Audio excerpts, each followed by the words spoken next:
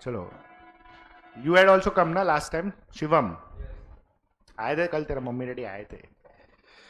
चलो, anyways, those who have not attended my first demo lecture, तुमको वो booklet मिला है ये अकाउंट्स के लेक्चर में या किसा मिला है कि नहीं? सॉरी, तेरा ये फर्स्ट टाइम है इधर है.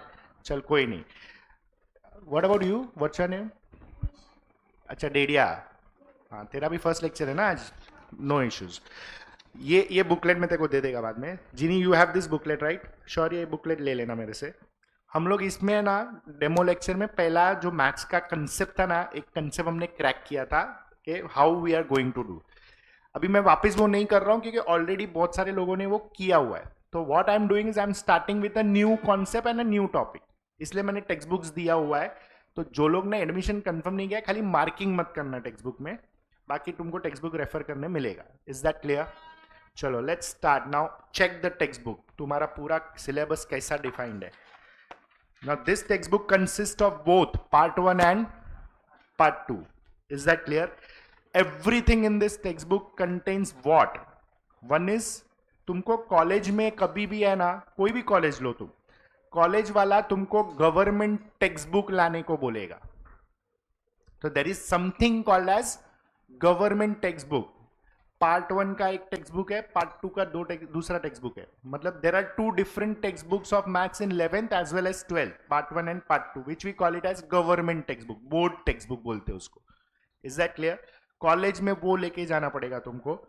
हमने वही बोर्ड टेक्स्ट बुक को पूरा एक कंपाइल करके एक बुक में डाल दिया है. This includes obviously all questions of board text books.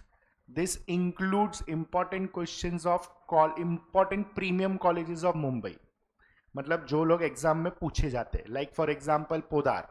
तो पोदार का क्या क्राइटेरिया है, कौन से क्वेश्चंस या कौन से टाइप ऑफ सम्स पूछते हैं, वो सब इसमें इंक्लूडेड है. But we have done it we using exercise only. Is that clear? तो if you solve this textbook from exam point of view, except NM, कोई एनएम वाला है? नहीं ना? हाँ, एक्सेप्ट एनएम, कोई भी कॉलेज ये बुक सॉल्व करेगा. You can easily score full on. तो कोई टेंशन नहीं है उसमें. Why I am not saying NM? Because NM का आदत है, गवर्नमेंट टेक्स्ट बुक पढ़ाएगा, पूछेगा आईआईटी, जेडब्ल्यू इंजीनियरिंग टेक्स्ट बुक का क्वेश्चंस. तो जो एनएम वाले स्टूडेंट्स होते हैं ना, उनको एग्जाम के टाइम पे we have to call differently and then we have to make them prepare those type of questions. तो हम लोग पढ़ाते हैं इसमें से ये, लेकिन एनएम का प्रिपरेशन थोड़ा अलग चलता है. और वो जानबूझ के करते हैं ऐसा बताने के लिए कि नहीं हमारा लेवल अलग है. तो कॉलेज का नाटक रहता है, इसलिए भी deny, don't go NM Mithibai. अच्छा, एनएम मिटीबाई का paper will be same.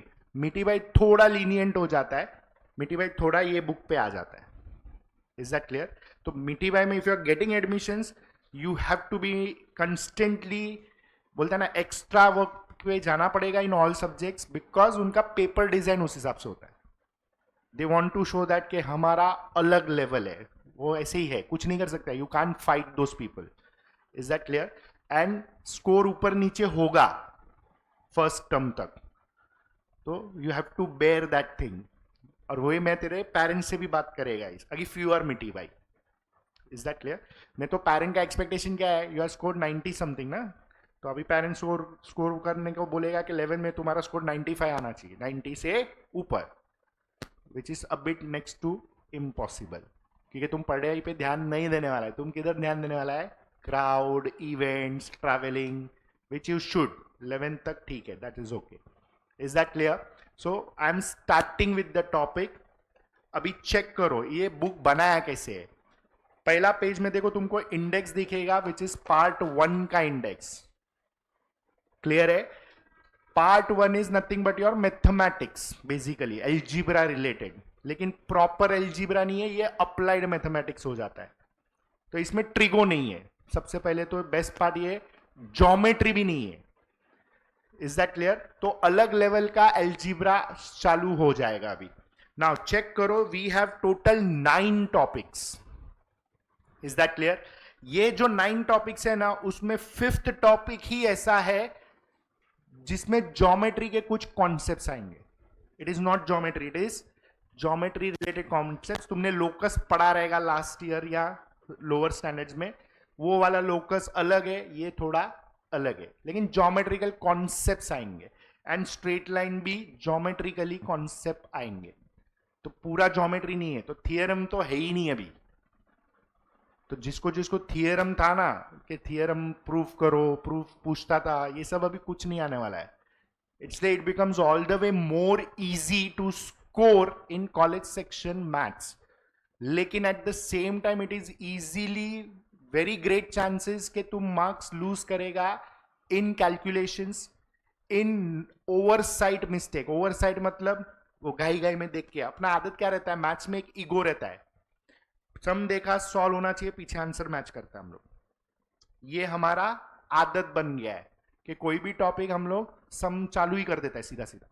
That is correct, लेकिन धीरे धीरे ये हैबिट चेंज करना पड़ेगा, because now we have to do it logically and we have to understand the basics on that particular topic. जिधर basics का जरूरत नहीं है उधर डायरेक्ट करो, चलेगा, कोई प्रॉब्लम नहीं है, क्योंकि आगे जाके वो कहीं पे भी तुमको आने नहीं वाला है। लेकिन मेजॉरिटी टॉपिक्स इसके डिजाइन ऐसे है, लाइक फॉर एग्जांपल पहला 9 टॉपिक जो पार्ट 1 में है ना, उसमें हमने फर्स्ट लेक्चर जो डेमो लिया है उसमें कॉम्प्लेक्स नंबर का एक कॉन्सेप्ट क्रैक किया था, विच वाज इमेजिनरी नंबर, और लॉजिकली हमने उसको क्रैक किया था कि क्यों ऐसा होता है। We have just crack the concept and we have solve certain sums, that's it.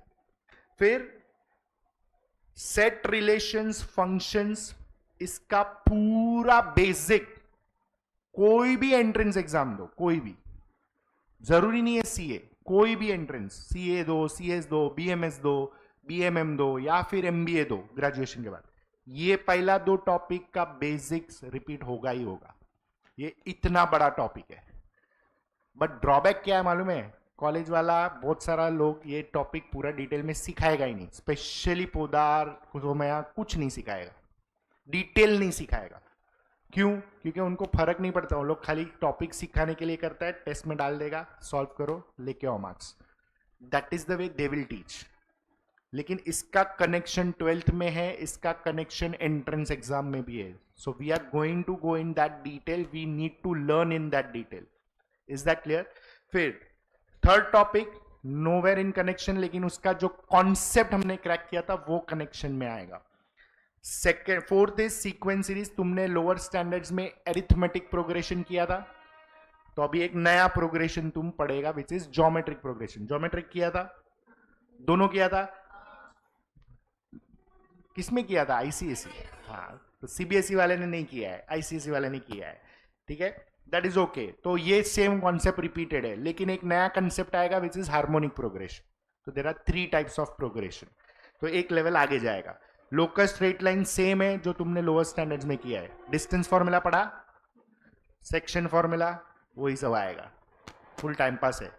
ये टॉपिक आगे किधर भी कनेक्शन में नहीं है, 12th के कनेक्शन में। कौन सा? Locus and straight line.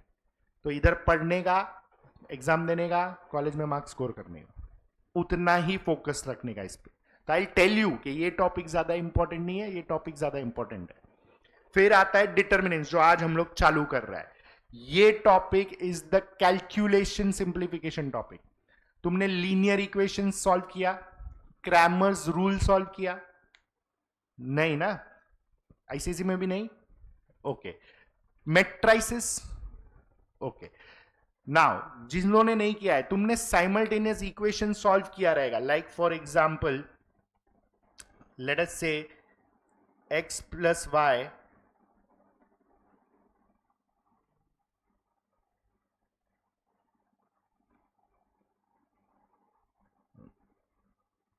is equal to 5 and x minus y is equal to 3। अभी इसको तुम सॉल्व करता है तो साइमल्टेनियसली सॉल्व करना ना, हाँ या ना? That is called as one of the method, एक method of solving linear equation in 2 variables. तो अभी यही डिटर्मिनेंट्स में कैसे सॉल्व करेंगे, ये सब मेथड अलग अलग मेथड से सॉल्व होता है, तो it is called as determinants. मतलब determinant is nothing but a method of doing calculations. Is that clear? क्योंकि जैसे जैसे तुम स्टैंडर्ड्स बढ़ा जाता है ना, मतलब आगे आगे जाता है ना, तो ये साइमल्टेनियस कंसेप्ट नहीं चलता है। तो ये चलेगा determinant concept. Is that clear? फिर 7th 8th 9th topic limits, continuity, differentiation. ये तीनों टॉपिक कनेक्शन में है. मतलब अगर तुमने लिमिट्स पढ़ा तो तुमको कंटिन्यूटी समझेगा, कंटिन्यूटी पढ़ा तो डिफरेंशिएशन समझेगा, और ये तीनों पढ़ा तो 12th में डिफरेंशिएशन, एप्लीकेशन ऑफ डिफरेंशिएशन ऐसा चालू होएगा. मतलब जो यहां पे स्टॉप हो रहा है ना 9 टॉपिक, 12th में वो कंटिन्यू होएगा. तो एक्चुअली देखेगा ना, फुलिशनेस है सिलेबस का. उन लोग ने एक टॉपिक का टुकड़ा कर दिया, बोला इतना 11 में पढ़ो, इतना 12th में पढ़ो, ऐसा किया है. समझ रहा है? तो ये जो लास्ट 3 टॉपिक है ना, वो हमारा लास्ट में, मतलब नवंबर दिसंबर पोस्ट दिवाली वाला टॉपिक है ये सब. लेकिन उसके पहले पहला 6 टॉपिक तुम्हारा फर्स्ट टर्म दिवाली के पहले वी हैव टू फिनिश, क्योंकि कोई ना कोई कॉलेज में ये टॉपिक एग्जाम में होगा. Is this much clear? हाँ है ना? समझ में आया? डिडिया श्योर ना? Any confusion? Okay, now come to your page number 113. पीछे अभी ये इंडेक्स किसका है? पार्ट 2 का है. ये पार्ट 2 में भी 9 टॉपिक्स है, बरोबर है? This is related to your statistics. 9 में से पहला 8 टॉपिक पूरा स्टैटिस्टिक्स है. 9th टॉपिक तुमने ऑलरेडी किया है, कमर्शियल मैथमेटिक्स. तुमने जीएसटी का कंसेप्ट पढ़ा, कमीशन, परसेंटेज, प्रॉफिट लॉस, जो भी कमर्शियल रिलेटेड रहेगा वो इसमें है. तो प्रॉब्लम ये है 9 टॉपिक कोई पढ़ाता ही नहीं है कॉलेज में, ओमिट. तो अगर वो ओमिट करता है, उसके पहले हम तो खत्म ही कर देंगे सिलेबस, लेकिन ओमिट करता है तो भी ये टॉपिक पढ़ने का, क्योंकि इसके सारे कॉन्सेप्ट्स, परसेंटेज जो लोअर स्टैंडर्ड्स में पढ़ा है, रेशियो प्रपोर्शन सुना है? हाँ, ये फिर प्रॉफिट लॉस, डिस्काउंट, फिर जीएसटी, ये सारे कॉन्सेप्ट मिला के ये एक टॉपिक बनाया है. Is that clear? तो ये पढ़ने का, क्योंकि ये टॉपिक का सब एंट्रेंस एग्जाम से कनेक्शन है. तो इधर 9 का 9 टॉपिक इंपॉर्टेंट हो जाता है फॉर एंट्रेंस एग्जाम का कनेक्शन में. Is that clear? And it is very easy. See, there is a saying in commerce, maths. It is very easy to learn maths too. It is equally difficult to score in maths too. Reason? Calculation में errors. You don't have calculus. You have to do manual calculations. तो उसमें बहुत जन का गड़बड़ होता है. तो you have to practice the calculations. It is very difficult to learn maths 1, ऐसा बोलते हैं. Easy to score maths 1. एक बार मैथ्स 1 समझ में आ गया ना, तो स्कोरिंग बहुत सिंपल हो जाता है. Is that clear? That is the whole scenario of your 11th standard. पूरा 11th स्टैंडर्ड में ये 18 टॉपिक करने हैं आपने. And obviously we'll go in a sequence, proper sequence. Is that clear? तो we are starting today with determinants. चलो, give the heading. चलो, determinants.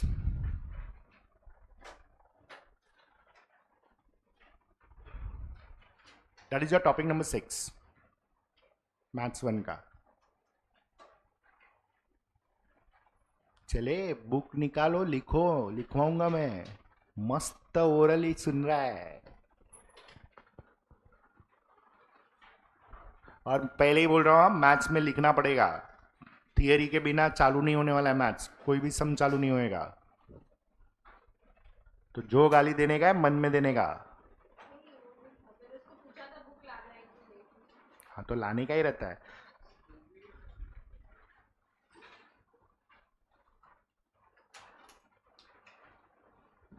Book इसलिए क्योंकि इसमें तुमने किया था ना last time.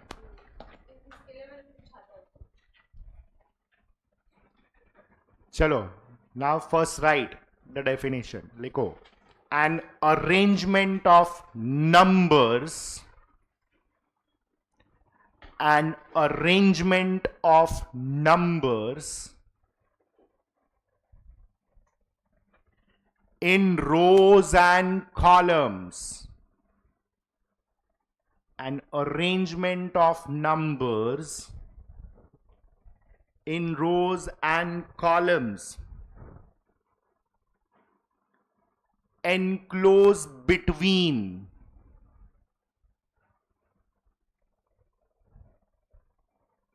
parallel lines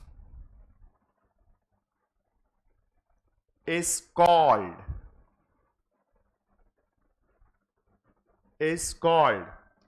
determinant. Is called determinant. Full stop. Next line में लिखो, it is of following two types. It is of following two types. First,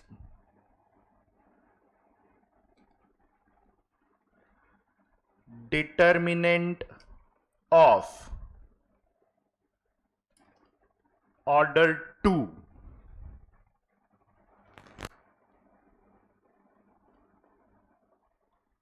And second, determinant of order 3.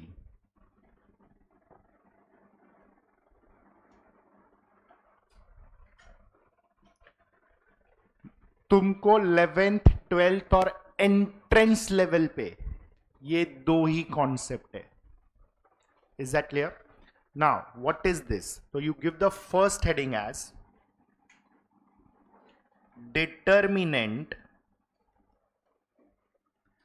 of order 2.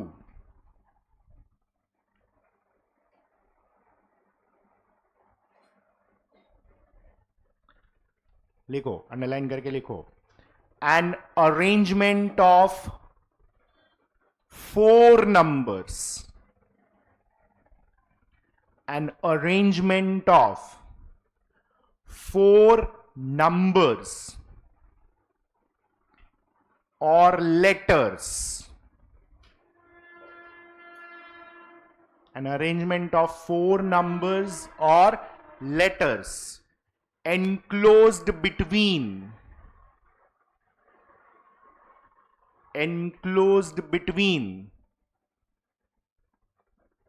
parallel lines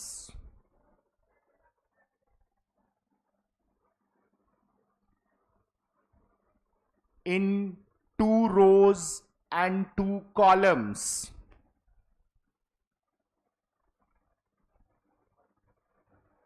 is called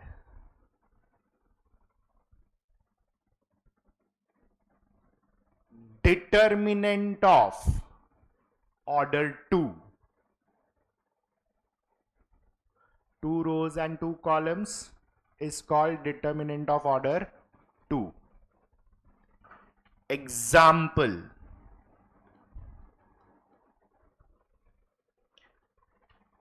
अभी देखो लिखेगा कैसे, पहले देखो फिर लिखना. D is equal to parallel lines के बीच में, you can also say it as straight lines. You will write 4 numbers which I am writing it in terms of letters A, B, C, D, small letters. Now can I say total 4 numbers है? How it is arranged?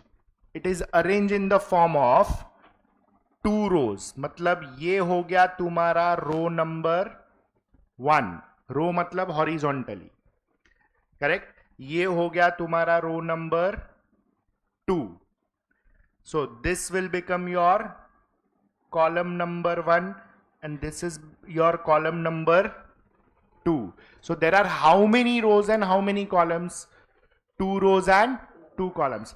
हमेशा पहले रोज ही बोलने का और फिर columns बोलने का, कभी भी कॉलम्स एंड रोज नहीं होगा.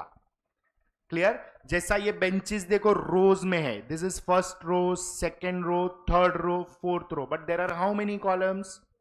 2. तो हमेशा रो पहले बोला जाता है, कॉलम्स बाद में बोला जाता है. तो whenever there are 2 rows and 2 columns and we write this यहां पे ऐसा 2 by 2, this 2 represents row, and this 2 represents, so we write it in the form of rows into columns, and this 2 by 2 is called as order of determinant. समझ में आया? पहले ये लिखो ऐसा, फिर इसके नीचे एक्सप्लेनेशन लिखते हैं. ये पावरफुल करो, 12th में काम आएगा ये.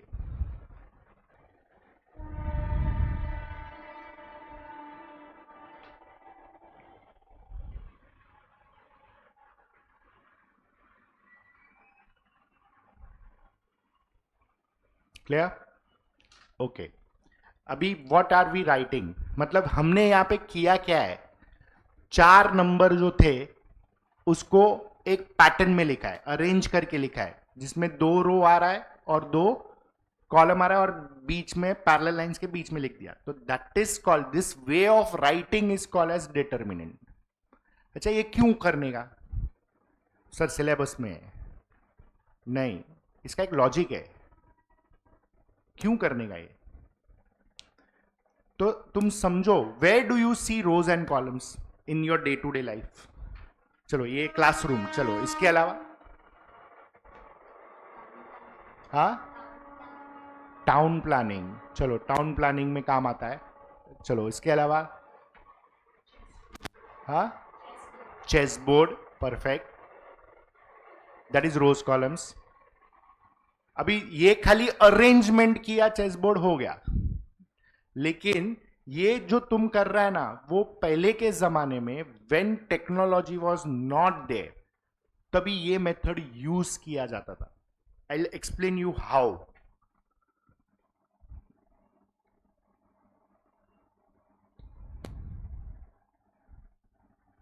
चल, मुझे शौर्य के पास से लेटेस्ट से 5,000 लेना है, तो मैं इधर 5 लिखेगा, इधर S लिखेगा.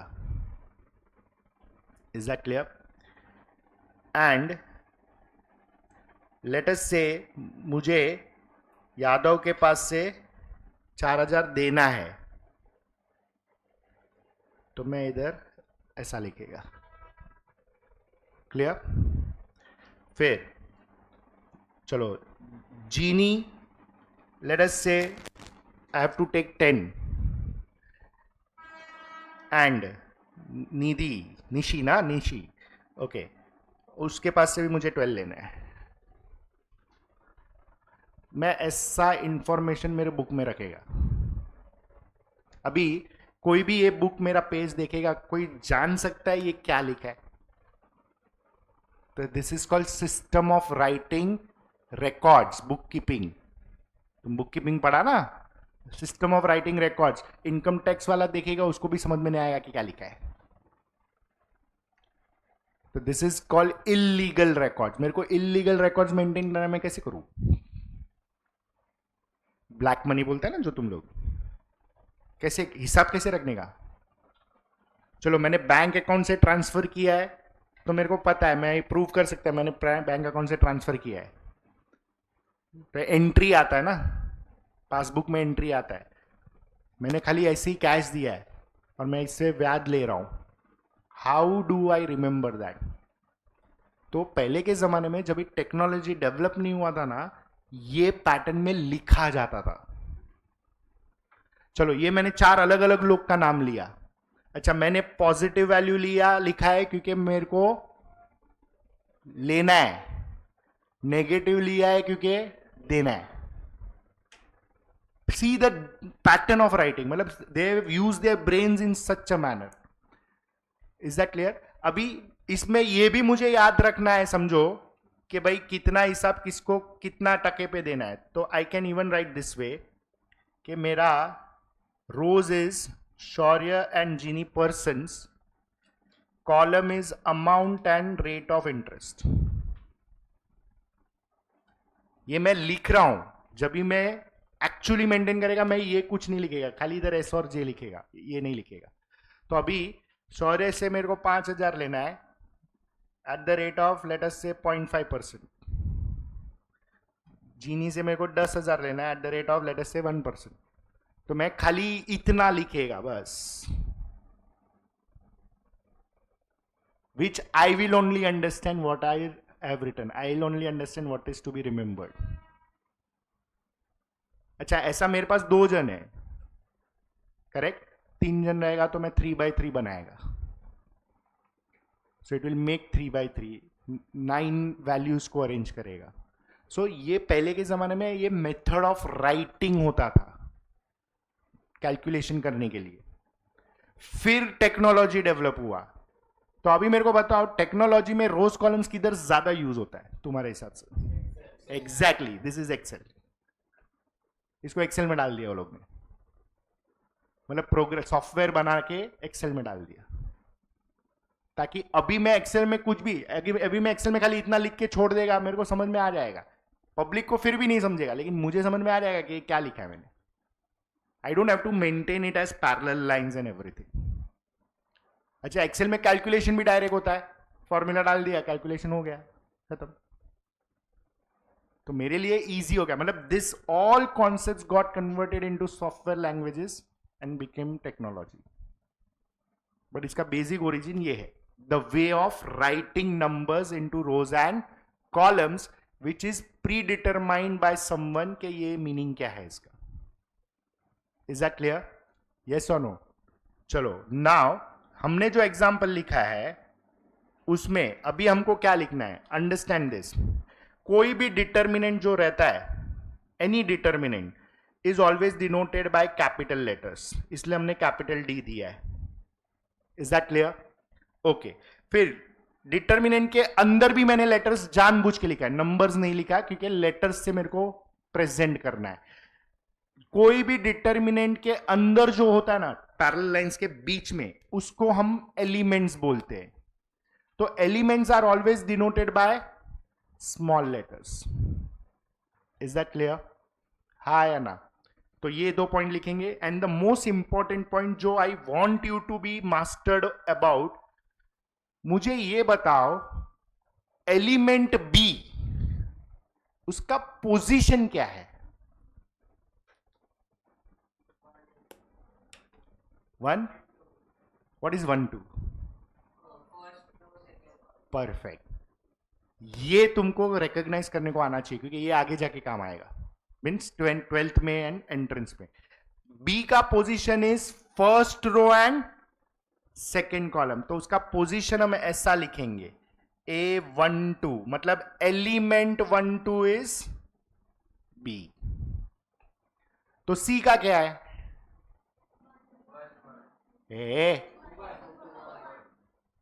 गड़बड़ होता है, ध्यान रखो. सी का पोजीशन इज 2, 1. तो obviously A is 1, 1. And what is D? 2, 2. तो ये जो एलिमेंट का नोटेशन है, वो हमेशा notation is in the form small a i j. तो स्मॉल ए आई जे का मीनिंग होता है एलिमेंट्स ऑफ द डिटर्मिनेंट, लेकिन capital D is nothing but the notation of the determinant. Is that clear? हाँ या ना? लिखो, note करके लिखो नेक्स्ट लाइन में. यादव समझा ना? First point, determinant is always denoted bye, determinant is always denoted by capital letters.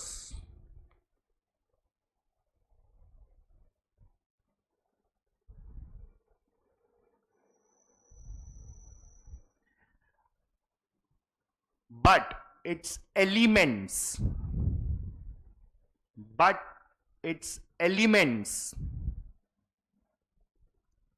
are always denoted by small letters.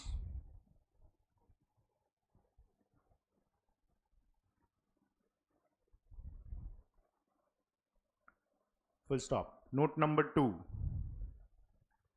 ये वाला लिखो, स्मॉल ए मतलब a B C d, a comma b comma c comma d. Second note, A, B, C, D are called elements of determinant are called elements of determinant.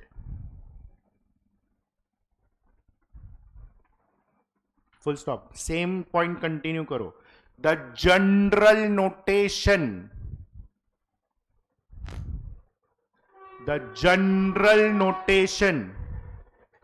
of determinant, of elements. The general notation of elements is, लिखो ये inverted commas में, small aij, small aij. Clear है? Continue करो. It means element of ith row and jth column. Element of ith row. I represents क्या? Row. And jth column.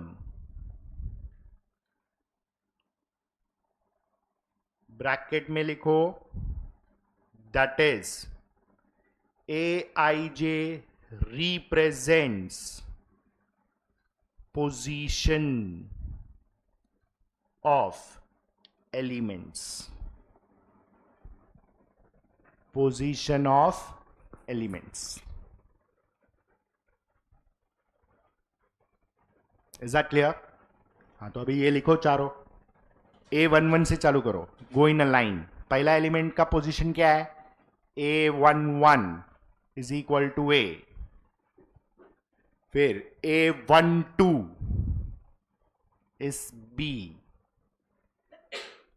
फिर A21 is C and A22 is D.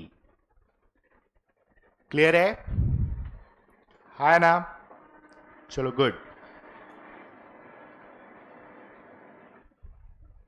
हाँ, अभी मेरे को ये बताओ इसमें देख के, what are the elements of row 1?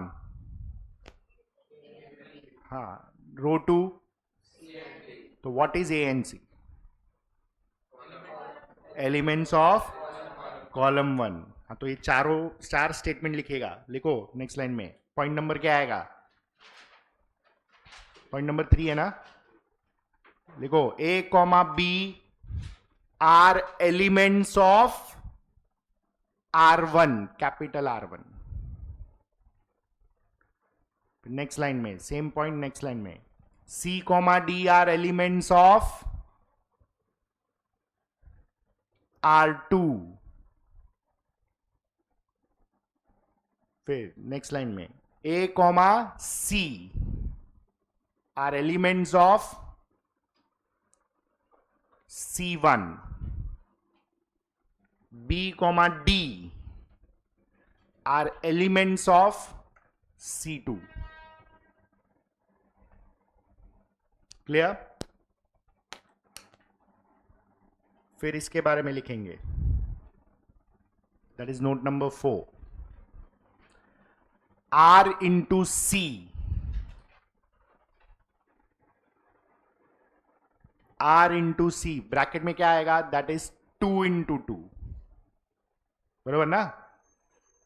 Is called order of determinant. R into C bracket में that is 2 into 2 is called order of determinant. Clear है? मतलब डिटर्मिनेंट में जो लगता है ना वो सब हमने समझ लिया. लेकिन ये कौन सा डिटर्मिनेंट है? ऑर्डर 2, मतलब 2/2. करेक्ट? 2/2 के लिए टोटल एलिमेंट्स कितने हैं? 4 एलिमेंट्स, जो अरेंज हुआ है 2 रो और 2 कॉलम में. क्लियर?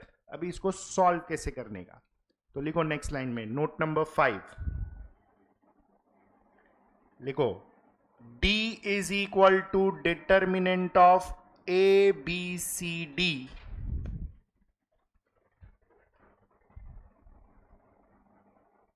अभी समझो तुमको ऐसा दिया है तो इसको सॉल्व कैसे करने का याद है किसी को, जिन्होंने लोअर स्टैंडर्ड्स में किया है? ये किया है कभी कि नहीं किया है? बोल, याद नहीं है? याद नहीं है ना, ठीक है चलो कोई नहीं, गुड, याद नहीं है इसलिए तो तुम इधर है। Anyways, it is always cross multiplication. तो पहले क्रॉस मल्टीप्लीकेशन किसका करने का? ए और डी, लेकिन हम लोग इसको याद ऐसा रखेगा, वाई ए डी पहले, बी सी क्यों नहीं पहले?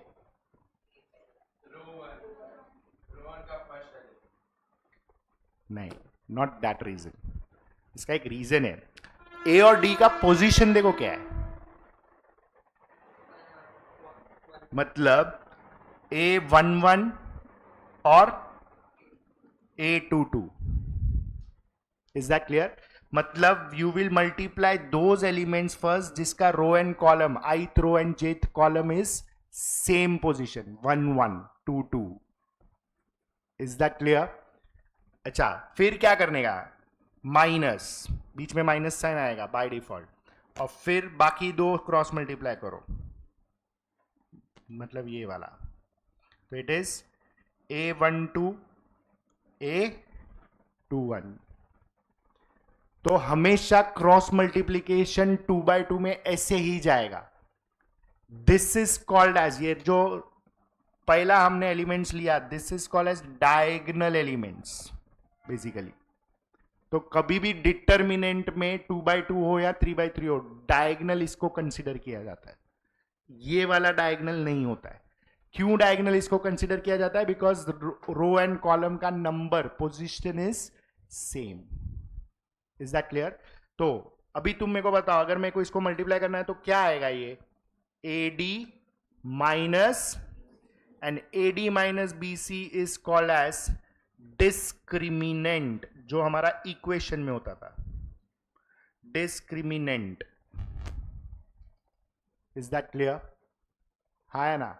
लिखो, तो इसका सॉल्विंग इतना ही है, you don't have to write this in sums, it is for your understanding, I am making you write this, but actually तुमको डायरेक्ट क्रॉस मल्टीप्लाई करके सबट्रैक्ट करना है।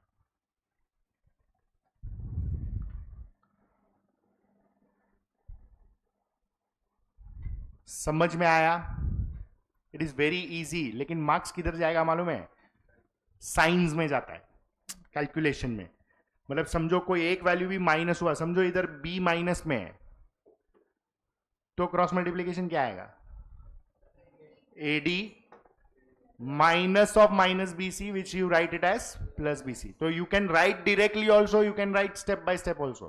How you are comfortable, you can decide that. तो इधर marks सिर्फ calculation में जाता है, वो भी प्लस माइनस का मिस्टेक होएगा। Is that clear? समझ में आया ये? Now give the second heading, determinant of order 3।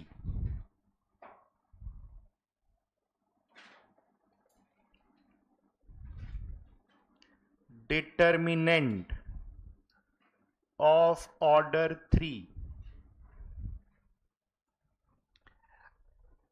चलो अभी इसको लिखेंगे कैसे, ये हम लोग खुद डिसाइड करेंगे।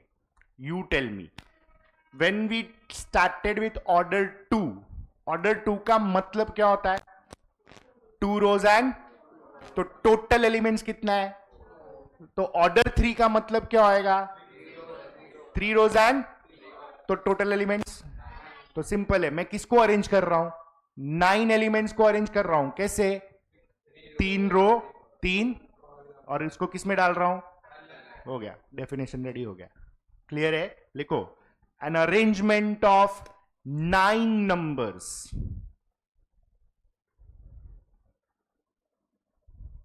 an arrangement of 9 numbers in 3 rows and 3 columns. An arrangement of 9 numbers in 3 rows and 3 columns enclosed between parallel lines.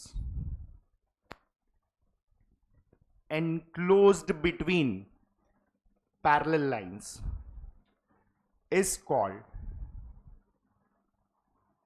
determinant of order 3.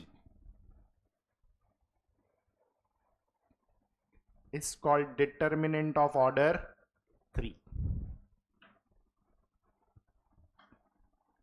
चलो नेक्स्ट लाइन में you will write d is equal to determinant of A B C D E F G H आई.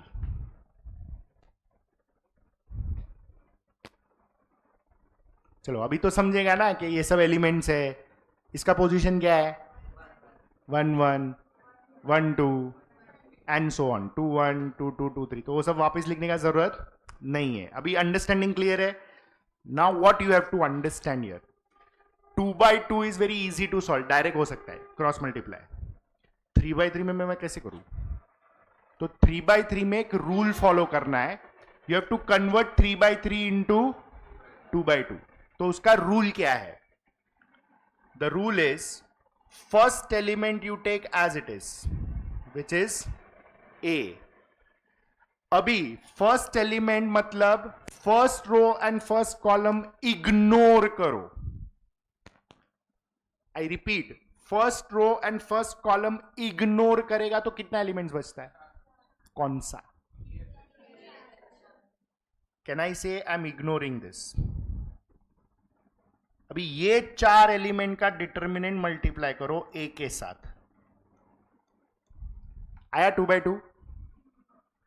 तो first element लिया, first row first column ignore किया, 4 element का determinant निकाला. अभी ये हो गया फर्स्ट एलिमेंट. ऐसा हर एक एलिमेंट के साथ करो. तो सेकेंड एलिमेंट है ना, हमेशा माइनस में लेने का, minus B. Is that clear? अभी सेकेंड एलिमेंट वाला रो और सेकेंड एलिमेंट वाला कॉलम इग्नोर करो. मतलब ये और ये इग्नोर होएगा. हाँ तो बताओ 4 एलिमेंट कौन सा?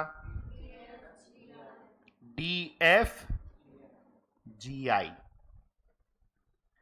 अभी ये हो गया second element and now we are left out with third element. तो थर्ड एलिमेंट हमेशा प्लस में लेने का. Is that clear? अभी थर्ड वाला रो एंड थर्ड वाला कॉलम इग्नोर करो. D E G H. तो ये सब 2 by 2 में कन्वर्ट हो गया. अभी ये 2 by 2 नेक्स्ट स्टेप में सॉल्व कर सकते हैं हम लोग. चलो ये क्या आएगा? ए तो ऐसे ही रहेगा ब्रैकेट में. अभी डायरेक्ट क्रॉस मल्टीप्लीकेशन का हैबिट डालो. How you are doing to do cross multiplication? E I minus, perfect, H F. चलो ये वाला D I minus G F and plus C into ये डी एच माइनस. हो गया. इसको आगे सॉल्व करो, यू गेट द वैल्यू. समझ में आया? नाउ अभी last discussion, then will start with sums. हमको इसको याद कैसे रखना है? पहला रो जो है वो ए बी सी है, मतलब you remember it as a minus b plus c. जो भी एलिमेंट ले रहे हो वो एलिमेंट का रो और कॉलम इग्नोर करके रिमेनिंग 4 का डिटर्मिनेंट ढूंढने का. तो स्टार्टिंग में एक 4-5 सम में ये स्टेप लिखने का. फिर धीरे धीरे तुम आलसी हो जाएगा, तुम ये स्टेप इग्नोर करेगा, सीधा ये स्टेप लिखेगा. और जिस दिन ये हुआ ना, उस दिन तुम्हारा ग्रिप आ गया और उधर ही ज्यादा कैलकुलेशन में मिस्टेक होता है. मतलब people will ignore writing this step. Irritate होता है. और ये होने वाला है, तो मैं अभी बता रहा हूं. लिखो, लेकिन डायरेक्ट करने जा रहे हो करो, लेकिन फिर प्लस माइनस में ध्यान रखने का. और वो होएगा, ओरली तुम्हारा ग्रिप बैठ जाएगा, कोई टेंशन नहीं है. लेकिन स्टार्टिंग का 4-5 sum please step by step लिखना. समझ में आया? आया ना? अच्छा. And last one, why this is minus. तो इसका ओरिजिनल फॉर्मूला ऐसा है. You have to start with -1 raised to I plus j. Now if you observe properly, formula का एक पार्ट है ये फॉर एक्सपांडिंग 3 by 3. तो हमको वो है ही नहीं, तो हम इतना डिस्कशन ले ही नहीं रहे. हमको याद क्या रखना है? Why this is minus? क्योंकि इसका पोजीशन क्या है? 1 1, मतलब I is 1 j is 1. तो इधर में अगर 1 + 1 डालू तो ये क्या होएगा? -1 का स्क्वायर. पॉजिटिव हो गया, इसलिए ए पॉजिटिव में लिया है हमने. इसका position I1 and J2 total -1⁻3, इसलिए माइनस में जाता है. सेम वे इसका position 1 3 I1 and J3 1 + 3 -1⁻4 even number हो गया ना, इसलिए वो प्लस में जाता है. समझ में आया? रूल इसलिए ऐसा है. तो हमको ये डिटेल रूल नहीं लिखना है, हमको डायरेक्ट अप्लाई करना है कॉमर्स में. Is that clear? समझ में आया? लिखो, ये एक्सपेंशन लिखो और मेजॉरिटी 3/3 वाला ही समझ आएगा.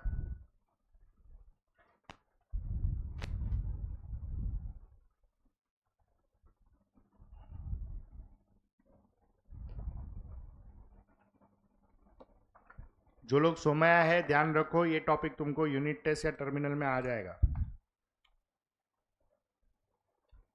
और वो लोग आधा टॉपिक सिखाएगा पहले. क्लियर है? So did you understand how to solve 2/2 and how to solve 3/3? 3/3 में रूल डाल के करने का. स्टार्टिंग का 4-5 सम में रूल डालो, फिर you can do directly if you are comfortable. Clear है? चलो, come to your page 66. We'll start with classwork 1. हुआ ये लिख के?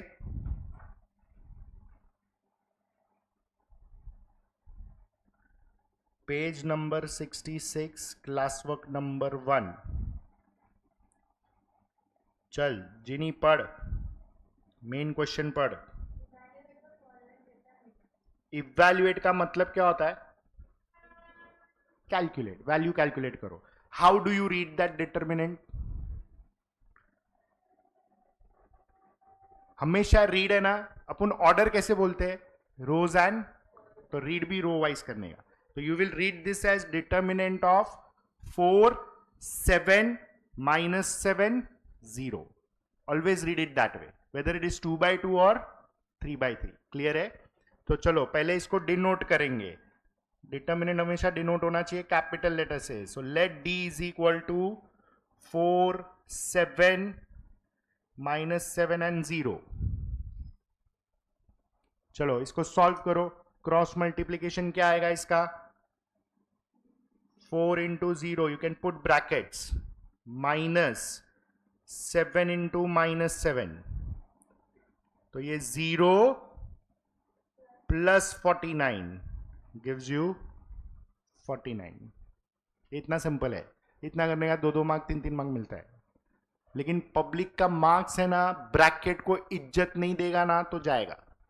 ब्रैकेट्स को इज्जत देने का बरोबर से. चलो नेक्स्ट करो. अभी तीनों 3/3 है तो आराम से करो, कोई गाय नहीं करना.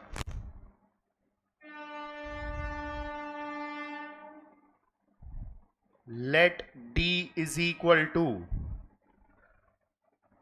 3 - 5 2 1 8 9 3 7 0. चलो 3/3 है ना. चल शिवम, फर्स्ट स्टेप बोल, कैसे करेंगे? समझेंगे नहीं है.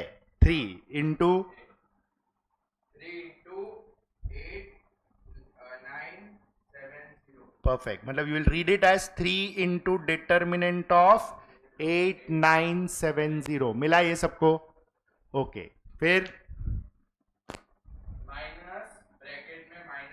परफेक्ट. माइनस ऑफ -5, ये माइनस फॉर्मूला का माइनस है और इधर जो एलिमेंट है वो ही माइनस में है. हाँ, into determinant of 1930. Perfect. +2 into determinant of 1837. Very good. चल आया ये सबको? Any difficulty? करो आगे, करो सॉल्व. शौर्य समझा ना? यादव जी नहीं आया? निशी आ रहा है ना? गुड.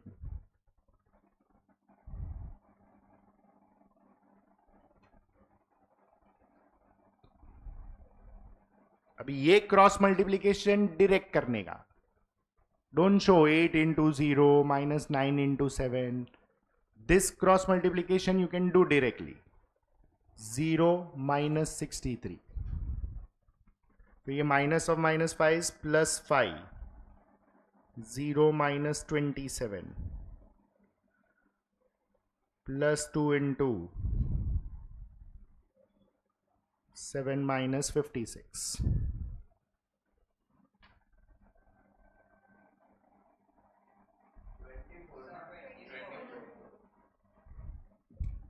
Good.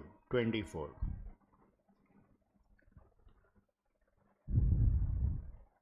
तो ये आएगा 3 into minus 63 plus 5 into minus 27 plus 2 into minus 17.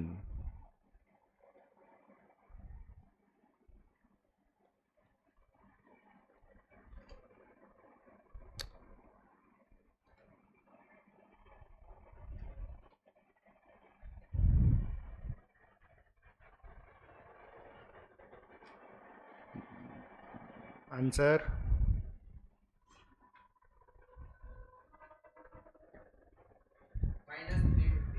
Perfect. Minus plus में मिस्टेक होता है, ध्यान रखने का. हुआ है ना?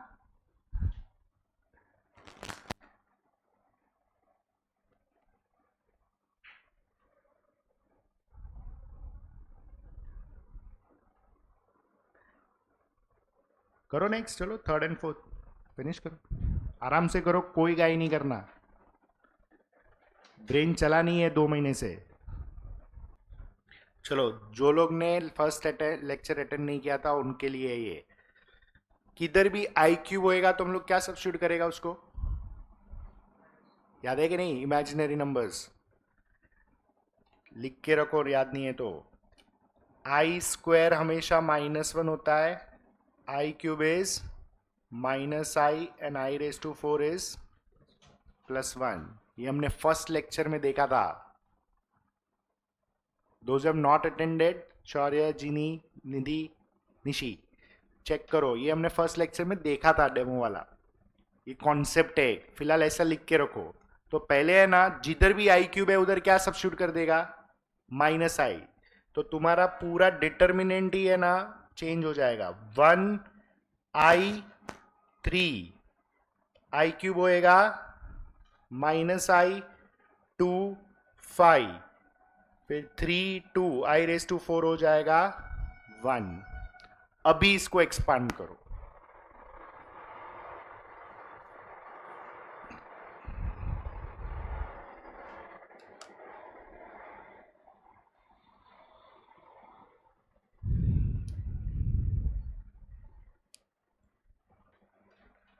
चेक करो तुमको ऐसा मिला क्या?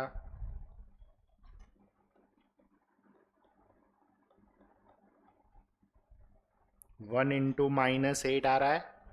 That gives you -8. अभी इधर ब्रैकेट ओपन होएगा. -i into -i gives you +i². -i into -15 gives you +15i. फिर +3 इंटू -2 गिव्स यू -6i.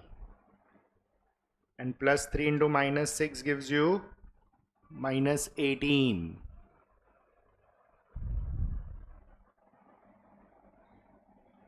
चलो इधर i² का वैल्यू डालो. i² का वैल्यू आएगा -1. फिर 15i - 6i तो +9i बचेगा -18. तो नंबर्स जो भी है वो लिख दो. So this is -8 -1 -9 -18 -27 plus this becomes your answer. बस, this is called complex number. Basically complex number जो टॉपिक है उसमें ये form of writing is complex number. Will see that. आया ये आंसर सबको समझ में आया? तो पहले के टॉपिक्स के कॉन्सेप्ट मर्ज होते हैं अभी, तो ध्यान रखने का. कर दो फोर्थ वन, वो सब नंबर्स वाला ही है. शौर्य समझा? फोर्थ करो. हो गया.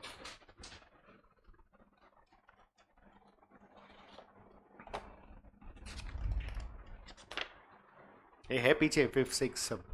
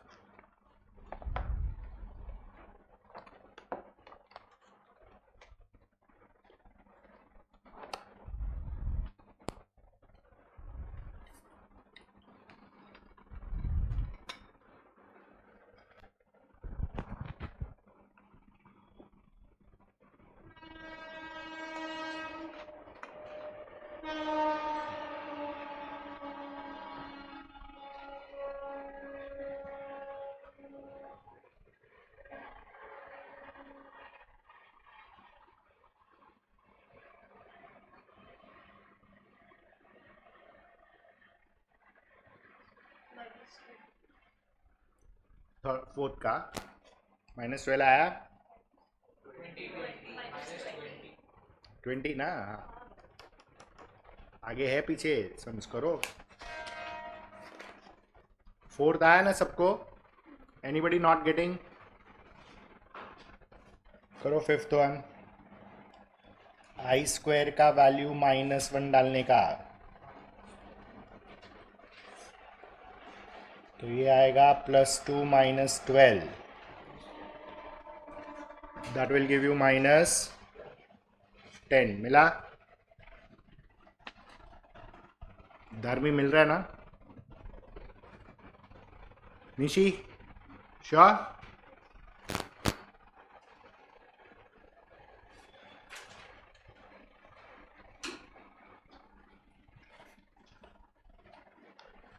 करो सिक्स वन.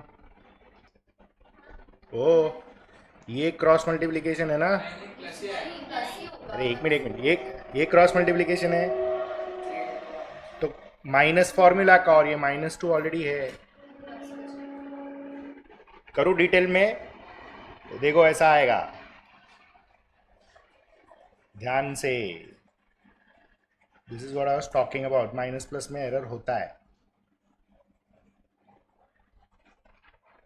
3 इंटू डिटर्मिनेंट क्या आ रहा है? 1 - 2 3 and 1. Minus of -4 into determinant आ रहा है 1 - 2 2 एंड 1 एंड +5 इंटू डिटर्मिनेंट 1 1 2 3. इतना आया. ओके अभी इसका क्रॉस मल्टीप्लीकेशन करो फर्स्ट डिटर्मिनेंट का, तो 1 इंटू 1 इज 1. ये माइनस फॉर्मूला का. अभी 3 इंटू -2 इज -6. समझा शौर्य? +4. ये भी 1 माइनस ऑफ -4 +5 इंटू 3 - 2. तो ये आएगा 3 इंटू 7 4 इंटू 5 +5 इंटू 1. फाइनली 21 + 20 + 5 46. हाँ क्योंकि उसमें नंबर्स नहीं है ना, सब लेटर्स वाला सम है वो, तो उसको एक्सप्रेशन फॉर्म में आएगा वो. चेक करो ऐसा आ रहा है. ABC - AF² - CH² -BG² + 2GHF. Alphabetical order में लिखने का GHF या ऐसा, नहीं तो आगे पीछे दिखेगा. Try to maintain alphabetical order.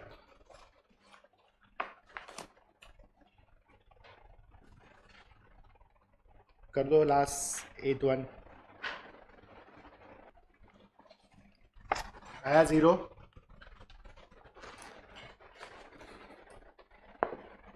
समझ में आया how to solve 2/2 and 3/3? Majority it will be 3/3 only. Clear? हुआ सबका? धर्मी हुआ? कर कर फिनिश कर. हुआ? आया कि नहीं? कि नहीं समझा? आया ना? चलो we start with the second one. अभी डिटर्मिनेंट इक्वेशन फॉर्म में देगा. क्लियर? चेक करो क्वेश्चन नंबर 2.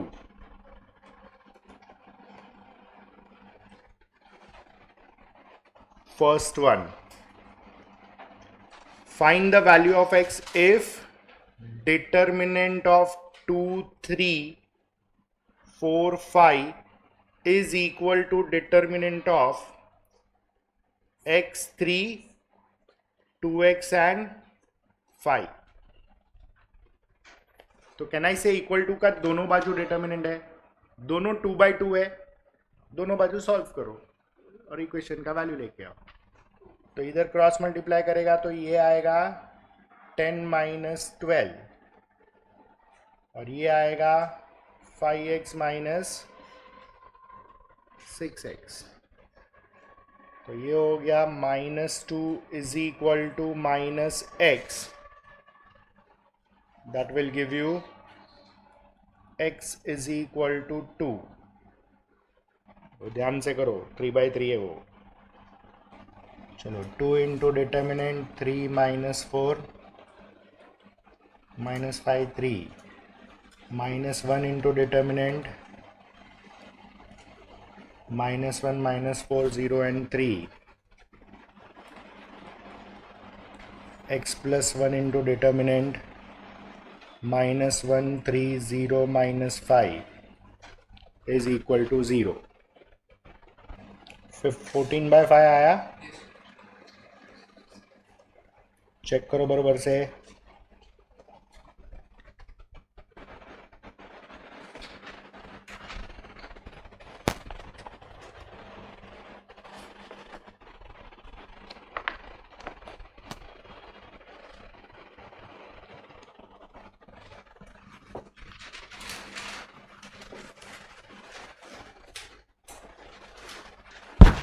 मिल रहा है सबको? मिला कि नहीं? 14/5 चेक करो.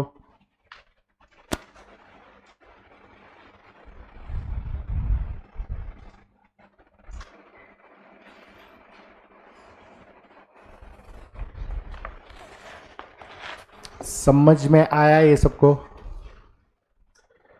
करो थर्ड.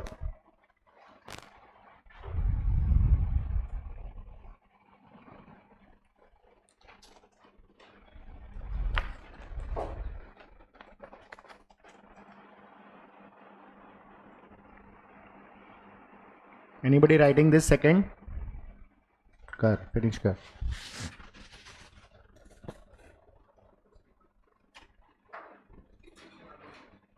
क्या बोल रहा है? थर्ड वाला, सेकंड का थर्ड. नहीं रुक जा, टाइम अप है.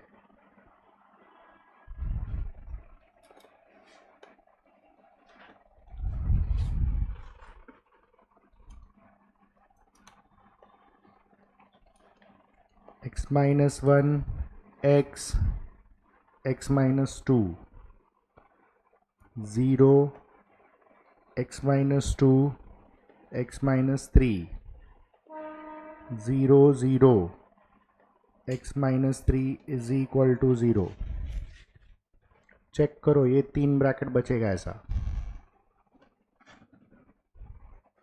तो in short you will right x - 1 is 0 और ब्रैकेट ओपन नहीं करने का, क्यूब में जाएगा नहीं तो. फैक्टर्स फॉर्म में ही आ गया ये हमको.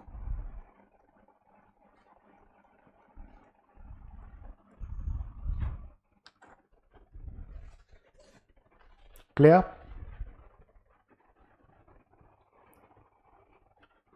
Any doubts? समझ में आया ये पक्का?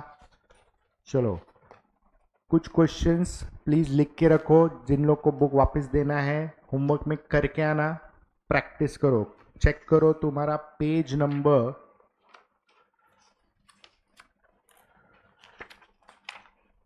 79 चाहिए तो मोबाइल से फोटो ले लो, जो लोग को बुक वापस देना है उनके लिए बोल रहा हूँ।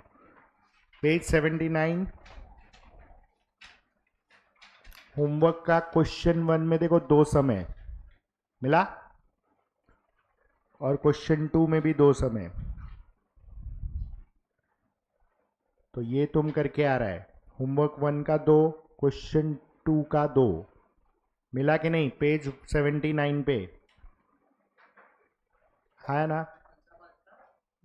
क्वेश्चन 1 का 2 सम, क्वेश्चन 2 का 2 सम, एंड पेज 80 पे देखो क्वेश्चन नंबर 9 उसके 4 सम, मतलब वो खाली कैलकुलेशन है। क्लियर? ये करके आ रहा है। ये वीक में मैथ्स का भी एक भी लेक्चर नहीं है, एक अकाउंट से और एक इको है, तो नेक्स्ट वीक में मैथ्स के 2 राउंड चालू हो जाएंगे। Is that clear? So please do the homework and come, will finish this topic first, then will go on to the next topic. Clear? चलो fine, bye bye, have a good day.